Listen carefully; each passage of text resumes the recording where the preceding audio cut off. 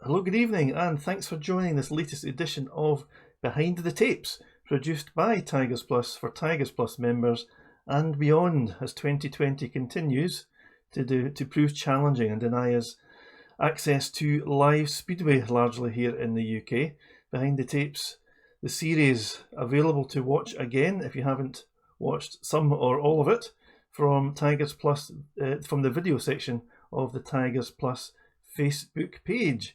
You'll find some interviews there with, amongst others, James Greaves, Shane Parker, Connor Bailey, Ricky Wells, Craig Cook, Klaus Vissing, Kyle Bickley, and I think one or two others as well. So to tonight, we bring you a new innovation here on Behind the Tapes. Normally just a one-to-one interview tonight. No less than 4 guests joining us tonight for what we're labelling as Behind the Tapes, a Northern Promoters Special. Some special insight, hopefully, from 4 promoters representing the clubs Glasgow, Berwick, Edinburgh and Redcar. Let me introduce, in no particular order, although I'll probably go round the screen as I'm looking at it. Top left, current co-promoter of Glasgow Speedway, almost 20 years now a promoter, Alan Dick. When's the anniversary, Alan? The 20th anniversary will be on the 1st of February 2021. So you're right, Derek, it's almost 20 years. Don't know how much more life I've got left of me, but we'll keep going and try to get to 20 anyway. Thank you, Alan. Still fighting the fight. Top right-hand corner, another man with a Glasgow connection, a one-time Glasgow Tiger.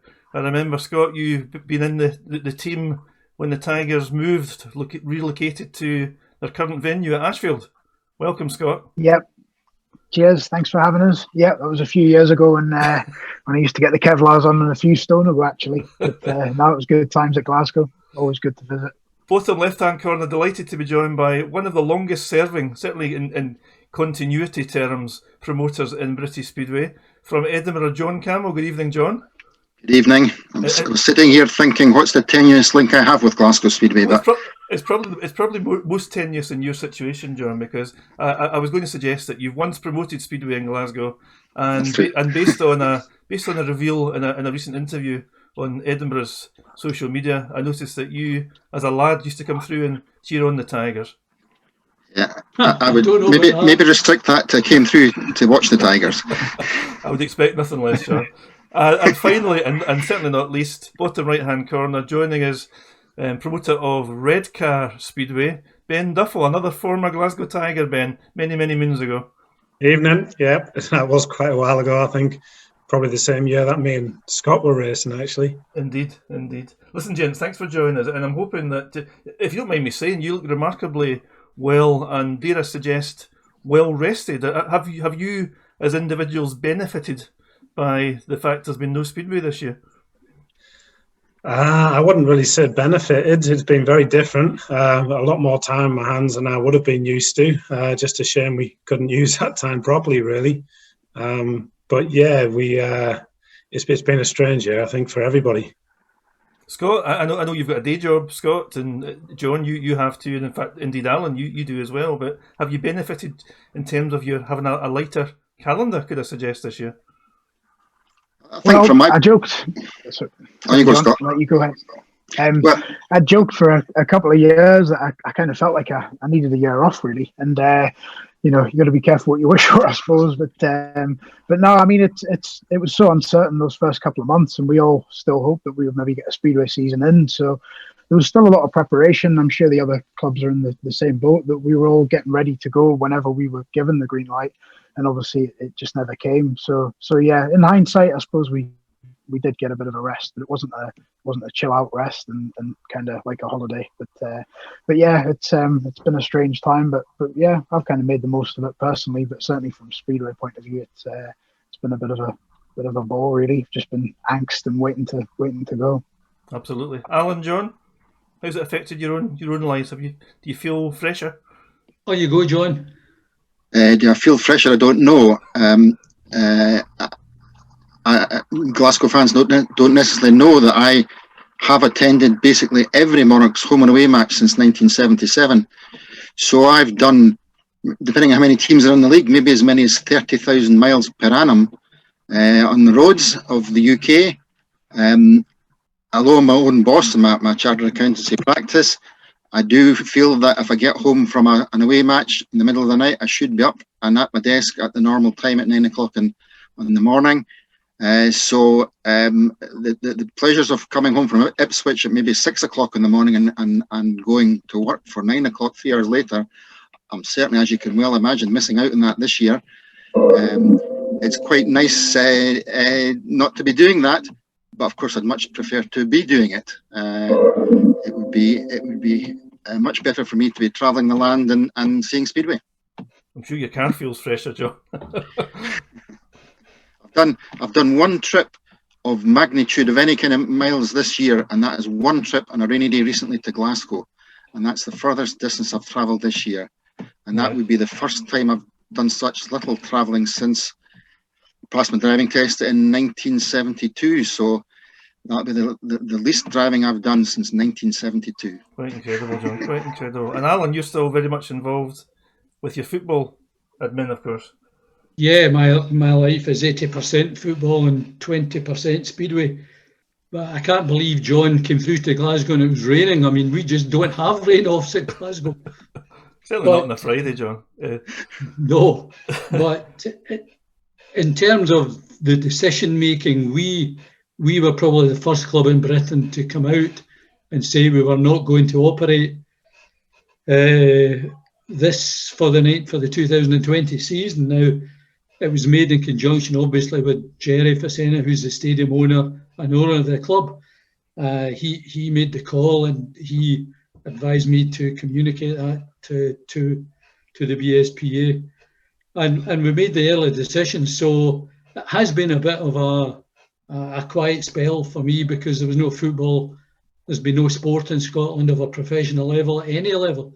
So it's been a bit of a quiet summer, and you do spend some of your days twiddling your fingers, but hopefully now we're getting back into the swing of things, and it's great to hear that Berwick may indeed be going ahead with the meeting for the under-21 final on the 17th of October at Shieldfield, and I'm sure if it's possible, a number of promoters will want to be there to see how the operation works, and full marks to Berwick for pressing ahead.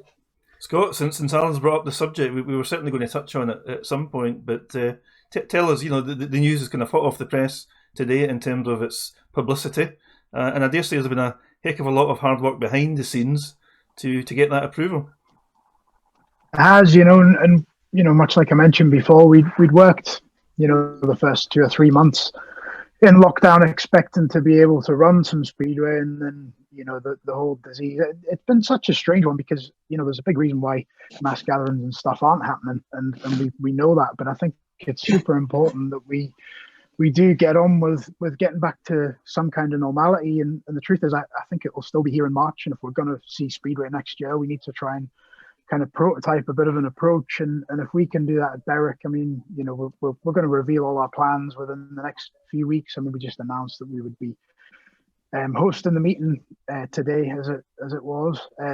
So as we sort of end up publicising how we're going to do the stadium arrangement and stuff, you'll be booking online, and much like common sense tells you that we will need to do, but we've got a few things up our sleeve to try and sort of create like a few separate areas in the stadium, but not kill the atmosphere, so that it's not segregating people so much, but just making sure that we can take care of the people and give them the best opportunity to see Speedway in as normal a sort of circumstances as possible. But that's going to be tough, but we need to, in my opinion, we need to get on with it. If we're going to see Speedway next year, we all need to at least, maybe we can't create the template, but we can at least give everybody our information and share how it went, or people can come and see how we do things. I don't think it's rocket science, but I think everybody just needs to be conscientious and not ignoring it and treating the disease with the respect that it deserves, because it's obviously deadly. And we just need to be as cautious as we can. But, I don't see any reason why Speedway can't go ahead, under circumstances, really. But yeah, so we're chuffed to have that. Lots of hard work behind the scenes, but we've got plenty of time to do it as well. It's October the 17th, so that gives us a decent amount of time to put everything together that we need to. We just have to hope that the weather's okay, which is a big hope. We'll see. Absolutely. And just to echo Alan's congratulations to everyone at Berwick. Obviously there's been a lot of investment in time and effort and energy just to present some proposal to be able to stage that event, and we look forward to reading the details, Scott, as they begin to be published over the next couple of weeks. Derek, could I just say to Scott, the Lowland League is due to start that day. Berwick Rangers may be at home in the afternoon, so just check. I'm sure if you're not done it already, Dennis McCleary will get the Lowland League fixtures. I think they're due next week. Just check that they're not at home in the afternoon with Dennis, will you? Yeah, I will do, Alan. I mean, we'll sort of go through all that stuff. I know that we've okayed the date with the football club. So, if there was anything tripping us up there, then we weren't aware of it, but we'll definitely check that one out. And to be honest, I think it wouldn't take a great deal to be able to run the 2 days, and I'm not so sure whether or not Scottish football will have crowds back then, or even if anybody even goes when you are allowed crowds. So, but no, we'll check that one out, Alan. But thanks for letting us know about that date. Ben and John, I was just wondering, on a slightly more serious matter, I asked you a couple of moments ago about personal benefits of no Speedway, but has it actually given you time out this year to sort of step back and review and look at and maybe tinker with the Speedway operations at your clubs respectively? I imagine that in the normal course of events, that's something you don't always have time to apply. People might laugh at what I'm about to say, but we've been working hard throughout the summer to make our stadium better, and it's probably it's looking its best at the present time, and we're very keen to stage some kind of event before the season ends, to let people see how good Armadale can look on a good day. So we haven't given up hope yet of staging some events at Armadale this year, and we're certainly working towards that. But it's true to say that from moving from on a good day maybe half a dozen phone calls about Speedway and a dozen emails to absolutely nothing is a completely different situation. I've had to spend more time in accountancy than I've ever done in my whole life, and believe me, it can be boring at some points. There's a revelation from an accountant as well, John. Yeah. Very honest. Ben, I know Redcar has had some open events. Well, some training events. It's probably more accurate this year. So, and I've seen you pop up on TV cameras and things along at the stadiums. You've clearly been spending some time around the track, around the circuit. And have you had more time this year, you and your fellow management team, to reflect on operations generally? Yeah, I mean, I only really took over the promotion. I became promoter a couple of years ago, but only took over the sort of main promotion role in 2019. So to be honest, there was quite a lot I wanted to change at the club anyway from the moment I was given that position. So it's been constant and never really stopped. Even I would say last year coming into this year, I don't really think it's changed the plans or any plans we had for the future of Redcar Speedway. I think my issue is I want to do everything at once, and although it has given us more time, it hasn't actually given us that much more time to spend down the stadium because we spent a lot of it in lockdown. But recent weeks, we've managed to stage quite a few events. We've had regular practices on the weekend. We have had the GB Academy as well hire the track from us a couple of times. We've had Jason Crump down there working with some of the younger boys, which has been fantastic.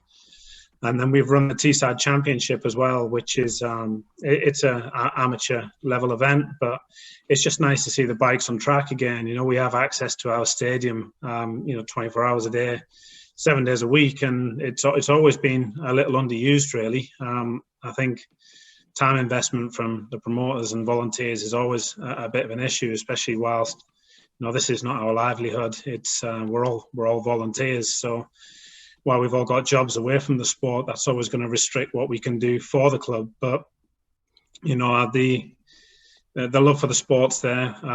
We all want to see the club succeed, and if that means spending time trying to bring some income into the club with these events, just to make sure we're in a healthy position for next year, then that's what we'll do. But we've got lots of plans. It's not only the time to do it, but a lot of it's the finances as well. As the other three here will tell you, that's always one big restricting factor when you really want to take the club to where it wants to be. But we're getting there bit by bit. No, that's great to hear. Collectively, there's obviously some good news stories and lots of signs of encouragement. It'd be great to see some speedway in any shape or form at Armadale and Shielfield before the traditional speedway season elapses this year. It occurs to me, just thinking back briefly to 2019, all four of your clubs, certainly in my view, and hopefully you'll agree with me, had pretty successful seasons. Reasons to be pleased, I would suggest, overall in terms of final league placings, etc. And presumably that only added to the frustration of not quite getting underway this year. Yeah, I mean, again, John, Scott and Alan will all testify just how much work goes in before a season, just as much, I would say, as it is during the year. And to have all that collapse last minute was a major blow for everybody. It's something now which we'll look to take and build on next year. But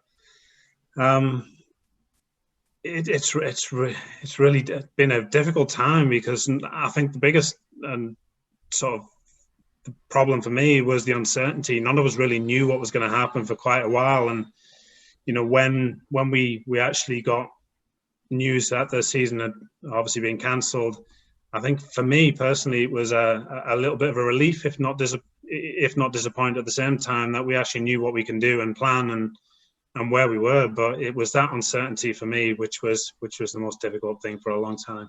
No, that makes perfect sense to me, Ben. John, I think I know of you that you're quite demanding as a promoter in terms of looking for success. And Edinburgh, of course, have been a very successful club for quite a number of seasons. And I suggested that Edinburgh had a successful season in 2019. No doubt you would disagree with me. Yeah, because once you become a winner, then you want to win. That's what sport's about. It's easy to be in the loser category. You can accept that every year, and you don't have to work too hard to gain the losing status, but you have to work pretty hard to gain the winning status. And once you've been there, you want to do it again and again, and there's no doubt about it. We're demanding at Edinburgh only in that we expect those that are with us to give their best, and we'll try and encourage them further to take them beyond their best to win things. That's how it happens. You create a team spirit. Ben knows that. That's how he did it last year. You create a team spirit, and then the riders ride beyond what they think their ability is, and you're successful on that basis. So that's the way to do it. So I wouldn't like to say I'm demanding, but of course, yes, if I could say we're going to win the league every year and demand that of the riders, what a perfect situation to be in. But you can't do that. Of course, there's more to it than that. Thanks, John. And Scott, you've touched on this already a few moments ago, but I would imagine a great frustration to yourself and all at Berwick would be not having been able to unleash the reshaped track for a speedway, or for a season full of speedway. Yeah, we put so much work into that, and to be honest, there's been work going into that since probably Peter Waite ran the speedway. It's always been discussed. We know that to get a better racing surface, we need a bit more. It's been a sort of, I wouldn't say saga with Berwick Rangers, but it's just been very difficult to try and get any progress with it. And then during the winter, my brother really needs the main part of the credit for this, because he just bombarded the football, and he just explained to them that they wouldn't be losing anything really from their regulation size pitch. It would be more of a case of them just being kind enough to let us try and make our speedway track better, which, there's no getting away from the fact that the good speedway doesn't really happen on tracks with big long straights and tricky corners anymore. It happens on tracks like Redcar, and Glasgow have made mega adjustments to try and allow better corner entries and to allow the new bikes to deal with that a little bit better. And I think, 10, 15, 20 years ago, the tracks were fairly equal in the basis that you've seen a lot of passing on tracks that were a bit trickier due to riders making mistakes, but not so much anymore. So it's one of them where we knew that was a roll of the dice, but we got it over the line and done all the hard work. And like I say, my brother and Ian Ray and the team really dug in. There was a lot of drainage to do. We replaced pretty much the whole safety fence and all the work that you would imagine, having to basically rip up a track and relay it and make it a lot wider. So, we publicised that it was about 1 metre wider, but that's not true. We nibbled a little bit more than that because we could. But, we've had bikes on there. We've ran a couple of team practices with the boys that are in the country. And, got a big thumbs up. We put some footage out there, just some amateur footage from the GoPros and all that. And, there's a few laps out there. You can see Aaron Summers sort of ripping around and you can just see that just sort of basically technically what is making the track smaller but wider has allowed for but we'll get to that on October the 17th hopefully. But yeah, it was a bit of a gutter, but like I put out there when we did get cancelled, the adjustments weren't just for 2020, they're for the future of Berwick Speedway to be a relevant product, and not sort of look like a track that was okay back in the day that struggles now. But yeah, I mean, that's just our own opinion on the tracks. But I'm pretty sure that we can encourage some better racing with the adjustments that we've made. Very good. And as you say, Scott, October the 17th hopefully will be the first chance to see that tested in anger. Alan, from a Glasgow point of view, remarkably 11 months nearly since grand final night, that Tuesday night back in last October. So close, but no cigar yet again, Alan. But you must have been keen as a promotion, as a management team to try again this year, given that we sort of re-strategized the team building. Yeah, I think so, Derek. It was a great season to finish so close to winning the league, just being pipped by Leicester by a couple of points in the playoff final. We came so close, but yet so far. John knows, having won the league, Glasgow won it in 2011, the joys that you get from that, and the fans get such an uplift. So it was disappointing not to win it, but there's been no Speedway. We won't have bikes at Ashfield this season, but that doesn't mean to say the track has laid idle. Chris, our track curator, has been in most weekends. We've bladed the track, we've put new shale down, we've packed it. So the track condition should still be fairly good, and we'll cover parts of it during the winter to keep frost out, etc. So hopefully everything will be honky-dory for the start of next season. Excellent. Listen, I labelled tonight's edition as a Northern Promoters special, and I wondered if you chaps collectively could, I guess, either confirm or deny a couple of assertions which us Speedway fans have picked up over the years, that maybe Northern Promoters have it a bit tougher in some senses. And I just wondered whether you're aware of, conscious of, prepared to admit to any advantages or disadvantages about managing and promoting a club in the north of the country. We're giving away nothing. well, to you, one specific pointer is, it's always been suggested over many years. I'm thinking of Glasgow and Edinburgh in particular. I dare say Berwick and Redcar would come into the same category. It's always been a bit difficult sometimes to get British riders based in the Midlands or further south than that to travel regularly to ride for a northern club. Is that a myth, or is that something that you would confirm to be a disadvantage? No, I think that's probably right, Derek. But if you're able to pay what these riders are looking for, it doesn't become a problem. We managed to get Shane Parker for 5 years, and I wouldn't say we paid over the odds for him, but there are certainly some riders who won't want to travel, if they're based in the Midlands or the south of England, to Glasgow on a weekly basis. And I'm sure John has the same problem. You need to pay that little bit extra to get them. But overall, I wouldn't say it's a massive problem, but it can be at times a bit of a niggle, yes. Anyone else get any thoughts? I mean, I think that I can't specifically remember any rider that I've set out to get and I haven't managed to sign him because he's been based in the Midlands and didn't fancy the travel. I think it would be fair to say that if we decide we're going to get somebody, then we'll try really hard to set the deal up so that it's possible. And Alan said it comes down to the deal at the end of the day. I've been around so long now that I'll know that I'm not going to, for instance, attract Danny King to come and ride for me, so I'll not even ask him the question, even if I wanted them. So I can pick on riders that I think that would be nice, but he's not going to do it, so I'm not going to bother asking him. So he doesn't come high in my agenda for pursuing.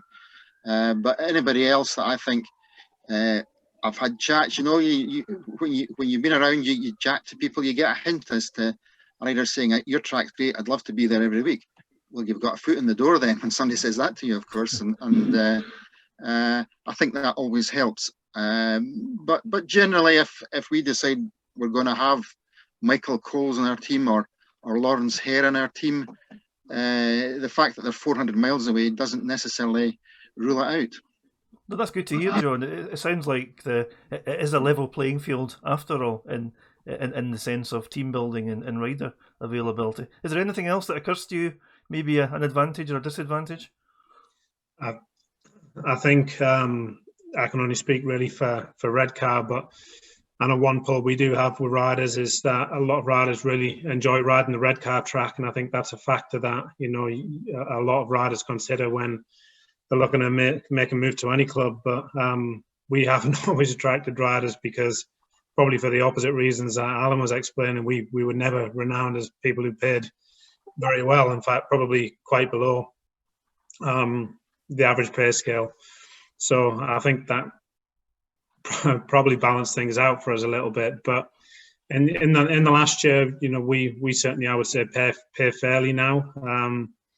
And not only that, we have riders who, I think, you know, if you look after riders and then they actually enjoy being with you, I think that's once you've actually got your foot in the door with a lot of these riders and established a little bit of loyalty to both sides, it makes it a little bit easier to bring them back. I think for me, that was the hardest thing, was attracting some of these riders to the club who have never really been before, and the reputation wasn't always the best in the past either. That makes complete sense, Ben. Scott, have your say on this one. We learnt a few harsh lessons the first couple of years, or at least the first couple of years that I was involved, when we had a few injuries. We found that it was very difficult to get riders to want to ride Saturday nights if they hadn't already committed at the beginning of the season. That was usually the stumbling block, certainly back in 2016 when I was working with John Anderson, and then when we moved forward and we had a few more injuries the first season at Berwick. We made a few changes as well in 2017 that probably threw the cat amongst the pigeons a little bit, due to mainly our own naivety and not really sort of thinking through the commitments of riders being abroad and so on. So, you know, the last couple of years we've learned a lot from that, and we've been super loyal to our boys who have been loyal to us, and we've tried to sort of bring in as many of our own assets as we can. I know it's kind of like an old fad really, but you know, the likes of Danny Gap and Jaya Etheridge and Leon and all those boys, you know, and obviously Kev Doolan technically belongs to Ipswich on the books, but he spent a lot of years with us at Berwick, and you know, Aaron's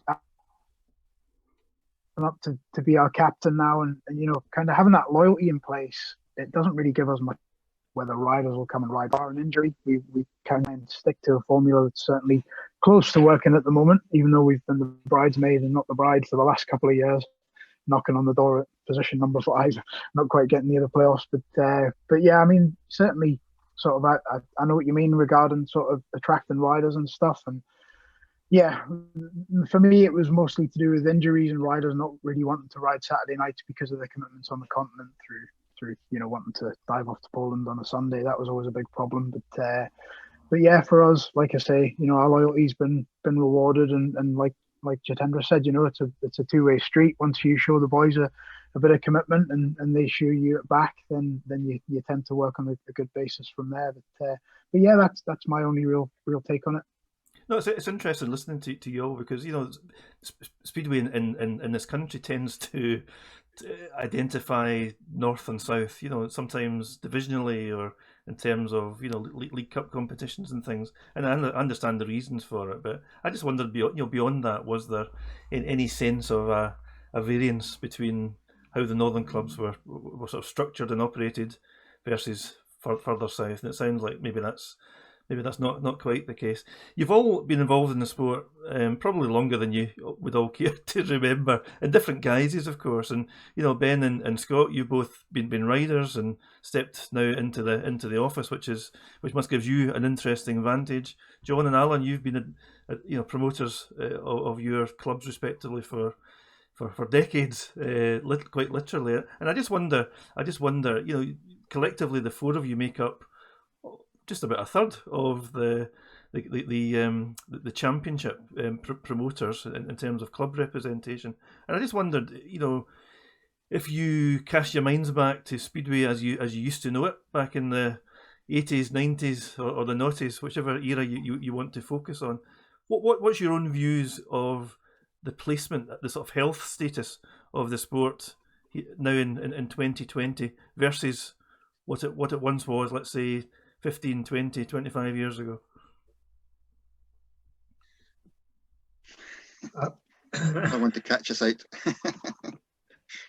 I just wonder, I'm not looking to trip anyone up. I just wonder, has in your opinion, would you concur that the sport has moved forward positively, hasn't moved very much as you would have liked, or perhaps has regressed generally? As far as crowd numbers go, it'd be difficult for me to really comment on that. I think John and Alan would be a bit better placed with that, having been promoters a lot longer. As a spectacle, I don't think that anything's diminished. We hear a lot of people talking about, the good old days and how much more passing there was, but I don't particularly agree with that. I think, Speedway now is as thrilling and as exciting a sport as it ever has been. When I was riding, I can't remember the crowds being that much different. We all want them to be a lot better, and I think we all have our own ideas as how we could move forward as a sport. But one thing I'm really confident about is that we've got a really good product here, and I do believe that we could be a much bigger sport than we are right now again in the future. Please, like Ben, Derek, I don't think the sport is any worse off than it was 15, 20 years ago. The one thing that holds us all back is because we don't, in many cases, own our own stadium, and therefore we can't do changes and developments and improvements that we would perhaps like to. We can do bits and pieces, but if you don't own your own property, there's a limit to what you can do without the owner's permission. So the facility for spectators has not perhaps improved dramatically over the years, but the product, and that's what we all go to Speedway for, has probably improved. The one thing looking forward now from 2020 is there appears to be a very good crop of British youngsters about to explode onto the situation. And Neil Vatcher must be given a tremendous amount of credit for the amount of time he's put into developing the youth side of the Speedway, British Speedway, by running youth championships now for 5 or 6 years. He had 10 rounds, I think 2 years ago. Obviously, it's curtailed this year because of the pandemic, but he must be given a tremendous amount of credit. And I think the future is very bright for British Speedway. Okay, we don't maybe have many youngsters in Scotland coming through, but elsewhere in England, there is. And it's to the credit of Neil Vatcher and others that have brought this about. Training schools are on every week at Leicester, at Scunthorpe, just now at Plymouth. So the future, I think, is rosy. And you compare that to Sweden, for example. There is nobody coming through in Sweden. I watched a Swedish league match last week, and 4 of the heat leaders were Ludwig Lindgren, Joel Anderson, Dimitri Berger, and David Belago. Now, they're all decent riders, they're all good riders, but should they be heat leaders in the Swedish Elite League? So that tells me we're ahead of some of the countries in Europe. We'll never be ahead of Poland, obviously, but I think the future looks pretty rosy. It's interesting to hear you both talk so positively. John, I was going to ask you about the product itself. You know, at Edinburgh, the promotion there, and credit to you and your colleagues, have been very innovative in recent seasons, and they put on a really professional show. Surely that product nowadays must be better than it was 15, 20 years ago. Yeah, the Speedway's problem in the UK is it's the biggest secret. Nobody knows about it. I'm convinced that if we could get enough people in to create an atmosphere is what it's all about. We can see the football being concerned at the moment about potentially low numbers being inducted to football, and it'll absolutely kill the atmosphere. So it's the crowds that create the atmosphere, obviously. And if you're standing next to somebody, if you're allowed to do that in due course, then it's more enjoyable than standing with somebody that's 10 yards away or 20 meters away. I think, I mean, I've not watched a great amount of Speedway from Poland on TV until this season. And quite honestly, you can tell that it's the same as the UK. UK has some very, very good matches, and it has some very, very bad matches. Every track has that. It happens. Poland quite clearly also has that as well. But Poland's the greatest speedway in the world because every match is fantastic. But it's not, because we can all watch it now and we're all seeing that it's not fantastic. You can see, I mean, we've talked about Scott and his track, and he's hoping to make it better. But you still get some good races at Berwick. It happens, and you know, we can't just say. The biggest problem I think these days is that we all go onto the internet and discuss what goes on at a track, and we'll pick out on the bad points because that's what people like to talk about, and we don't pick on the good points. And yeah, we've done some clever things at Armadale, I think, that not many people mention. And we're not looking for glory. We do it to attract more people. Hopefully that'll work one day, but we do things to draw more people in. And I think that our sport is the same as it was when I started watching it in 1965, when it was the world's best league that I was going to watch. And when I think back then, in my mind, the best Edinburgh team ever was in 1967, finished fourth in the world's greatest league. But realistically, these days everybody's going much quicker, and Scott and Ben would have been in amongst them in that league in 1965, and ahead of them now if they're riding today. So, but I think the product is the same. It still has the same excitement about it. I think we've got too many critics of it, and if we had more people praising it for all things that the things that Glasgow Speedway do are incredible, and they deserve the place to be jam-packed every week. And when that happens, as it will, then I'm sure the other track will be in the same situation. I think the sport is there to come back, whether it be 2021 or thereafter. But I think it's still an exciting sport to watch. Thank you, John. Scott, yourself and your brother Jamie are I'm trying to think of the word. You're afforded the reputation of being ideas people. You know, so as a new promotion a couple of years ago, you brought a lot of innovation, a lot of ideas certainly to Berwick Speedway, and I think at the time you suggested that you would quite like the sport in this country to look at adopting some of these things. Ben, I picked up on something you said a couple of minutes ago. You suggested that individually you all have different ideas about taking the sport forward and how to grow its profile, etc. And my question really to all of you, or whoever wants to answer it, is do you feel internal to the sport in this country that there is sufficient collaboration to pull together and look for ways to grow the sport collectively rather than as individual clubs perhaps? I would say yes, but it's really tough to know who's got the correct idea, because I mean, I think we don't. None of us really have, the answer to exactly, the best way to push the sport forwards and get it to where we want it to be. I think if somebody came up with an idea that was cost effective and we could put into action tomorrow, I think all of us would jump on it. We all want the same thing. We're all very passionate about our sport. That's one thing we all share.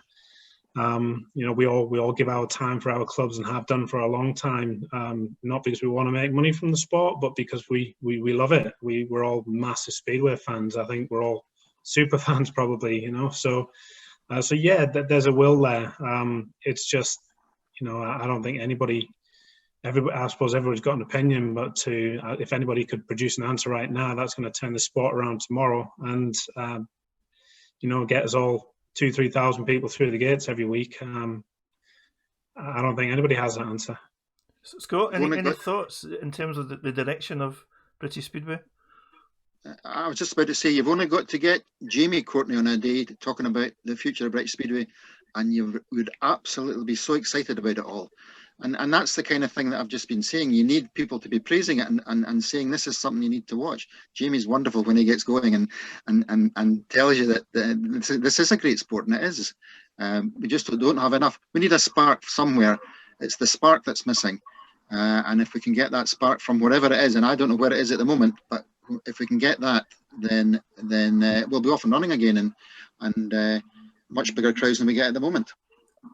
I'm with you on that, John. I think just to talk it up, to talk up the sport and talk much more positively and focus on the positive aspects of it and all the hard work and all of the innovation, etc. And listen, it's the most. I don't think any of you will disagree with me that I don't know of any other sport that I watch on my television or read about in a newspaper that is more exciting than Speedway in terms of a spectacle. And I think that's something that maybe the sport in this country, or the governing body, if I was being a bit more critical, doesn't make better use of, in my opinion. But Scott, any thoughts in that area? Yeah, plenty of thoughts. Really, because it could be here on that one. But yeah, I mean, I totally agree with that. I think the product, great. I mean, you don't have to spend, from the set. Much like John said, you'll find races that are brilliant, but you'll also find meetings in their entirety that are pretty boring. The scoreline keeps things interesting, and I don't really think we promote that because you watch a game of darts, and the only exciting thing is the score. Nobody does a backflip and throws a dart. At the end of the day, the score is an exciting part to it. And I think, when the commentary teams like Nigel and Kelvin and stuff, when they promote a lot of the meetings on television for us in the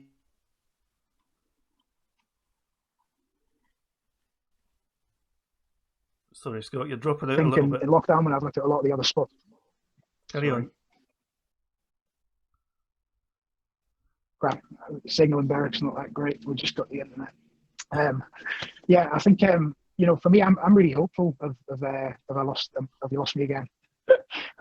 No, keep going. We can hear you, Scott. Keep going. Yeah. Sorry. Yeah, I'm really hopeful for the sport in the future. How we get it out there to the masses. I think we've got these teams. It's a tough one because you're only ever going to get the people who already about the sport. No, that makes sense, Scott. I think we got the gist very much of the positivity that you were preaching there. So thanks for that. Just a few more minutes of your time, if I may, gents, and let's look positively towards 2021. There's obviously got to be some question marks around, crowd accessibility to stadiums and all that good stuff. At least until we get a better grip of being able to contend with this virus. But my first question actually was: is it still in schedule, still in plan for there to be an AGM this year? Yes, that is the case. We're not quite sure, Derek, whether it will be remotely done or we'll be travelling to a venue in England for it, but we're waiting to hear that. At the moment, there's going to be monthly BSPA meetings. John, Ben and Jamie were on it, along with myself on Tuesday, and we're conveying our thoughts and getting ideas from the directors. So that's what's happening at the moment, and we're waiting to hear what type of AGM there will be and when it will be. Okay. John, Edinburgh I think I'm correct in saying one of the few clubs to have, and correct me if I'm not quite accurate here, agreed terms with, expressed a desire to retain their same 7 riders as would have lined up this year. Are you sensing a consensus amongst promoters that that's the way to go for 2021? Retain the same lineups as far as possible? Well, I think that would be the case. Obviously, circumstances can alter that. When I told my riders, you'll not be required this year, the reaction, of course, was a huge disappointment from them. So the easy follow-up question was, and will you ride for me again next year? Of course, they're going to say yes, and I'm sure they will. I've got no thoughts of changing them, but there are many things going on that could create problems to that. We've got Brexit coming up at the end of this year, and that could create problems bringing in European riders. We've got this pandemic might create problems from riders travelling from further afield simply because they can't travel. So the hope is, I think everybody's hope is, that we'll retain the same team, but circumstances could prevent that from happening. We all wake up every day hoping that when we open up our computer, it's going to say the vaccine's been found and all's well, and that's a turn of a switch job. That when that comes along, whatever day that is, then the world changes back to normality thereafter. If it doesn't, and as Scott's already passed comment on this, if it doesn't turn back to normality before next March, then we're all looking at a completely different speedway scenario with perhaps restricted crowds that will affect our ability to perhaps retain the same team. So, yeah, it's still difficult times, but we'll all go into it with positivity and whatever manner's necessary to run Speedway next year. And I'm sure all of us sitting here at the moment are planning as to what we'll do, no matter what is available to us to make it happen. I think, John, unprecedented times are 2 words which I didn't use very often until 2020, but I say those words almost on a daily or weekly basis, and it truly is, and there's lots of unknowns to manage forward. But I'm quite sure, given the positivity and the skills around the promoters' tables, that Speedway will deal with that in due course. Listen, I'm very grateful to you all for giving up some time tonight. My final question to each of you, or I'd invite you to comment on, was just to leave us with a sort of positive note, a positive thought as we lunge into another traditional winter period, and hopefully we'll emerge in 2021 looking forward to a bright, shiny new Speedway season. Well, all I can say from a Redcar point of view is we're 100% committed to coming to the tapes next year. We're already planning forwards. I know that. I can't speak for my fellow promoters, but I do believe that everybody else feels the same way, and we'll do everything we can to make sure that we can return to some sort of normality in Speedway, come next March. Thank you, Ben. Yeah, we're certainly moving towards doing something this year in anticipation of being better prepared for next season. So we're 100% committed to the job, and we'll do everything in our power to assist everybody to be part of a big British Speedway season next year. Thank you very much, John. Scott?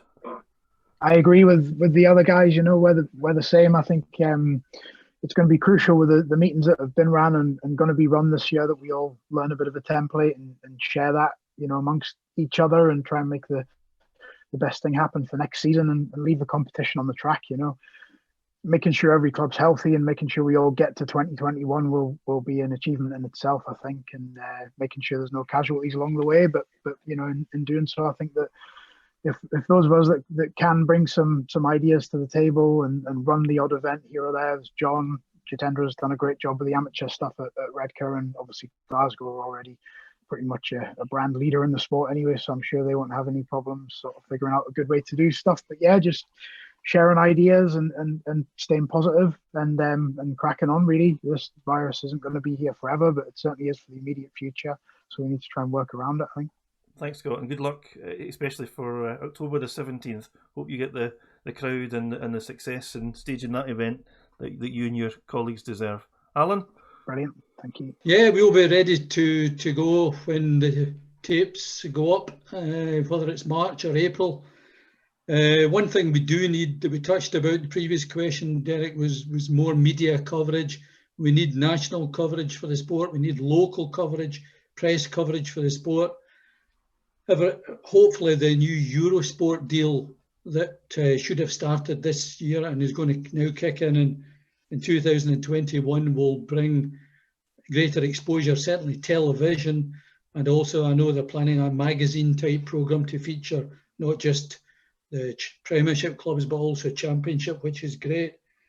We have 6 of our 7 riders that were due to line up for us in 2020 sign new contracts for 2021. There's only 1 to come back. So we're pretty sure we'll be going with the same team. But as John alluded to, who knows what the winter will bring, the travel restrictions, maybe from Australia or European countries. So we'll just have to wait and see. But at the moment, we hope to have the same team on track as we would have started this season. Gentlemen, thanks very much for your time. On behalf of all at Tigers Plus, truly appreciate your time tonight and your contribution to a very interesting debate. And we extend our best wishes to you and your families, and indeed to your clubs. Look forward to visiting your tracks very, very soon, or as soon as possible. Thanks very much. Thank you. Thanks. Derek. Cheers, guys. Bye-bye, everybody.